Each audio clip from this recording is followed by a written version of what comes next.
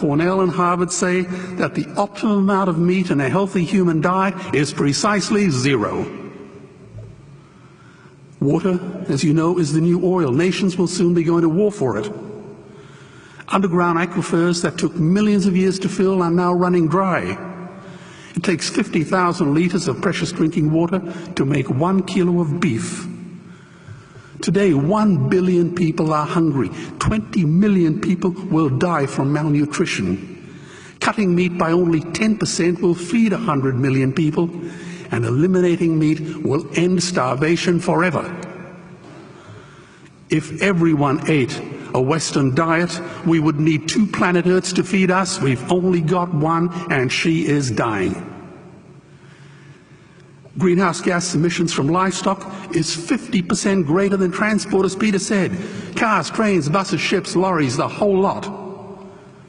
And as I travel around the world, I see poor countries who sell their grain to the West while their own children starve in their arms.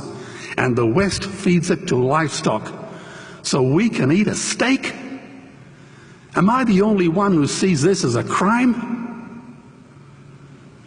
Believe me, every morsel of meat we eat is slapping the tear-stained face of a hungry child.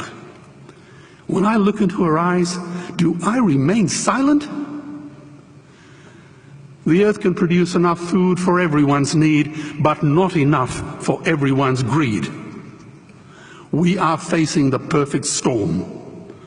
If any nation had developed weapons that could wreak such havoc on the planet, we would launch a preemptive military strike and bomb it back into the Bronze Age. But it's not a rogue state, it's an industry. The good news is we don't have to bomb it. We can just stop buying it. Sir George Bush was wrong. The axis of evil does not run through Iraq, Iran, or North Korea. It runs through our dining tables. Weapons of mass destruction are our knives and forks.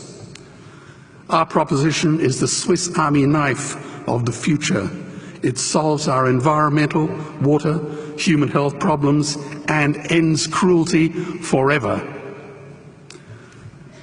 The Stone Age didn't end because we ran out of stones. This cruel, disgusting industry will end because we run out of excuses. Meat is like the 1 and 2 cent coins. It costs more to make than it's worth. And I come from the bush. Farmers are the ones with the most to gain. Farming won't end, it would boom. Only the product line will change. Farmers would make so much money they won't even bother counting it, and I'd be the first to applaud them. Governments would love us. New industries would emerge and flourish. Health insurance premiums would plummet. Hospital waiting lists would disappear. Hell, we'd be so healthy, we'd have to shoot someone just to start a cemetery. So tonight I have 2 challenges for the opposition. 2 challenges. Meat causes a wide range of cancers and heart disease. Would they name one disease caused by a vegetarian diet? And 2, I'm funding the Earthlings trilogy. If the opposition is so sure of their ground, I challenge them to send a copy of the Earthlings DVD to all their colleagues and all their customers. Go on, I dare you.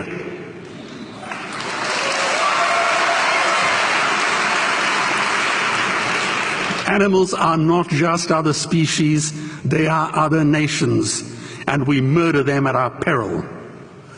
The peace map is drawn on a menu. Peace is not just the absence of war, it is the presence of justice.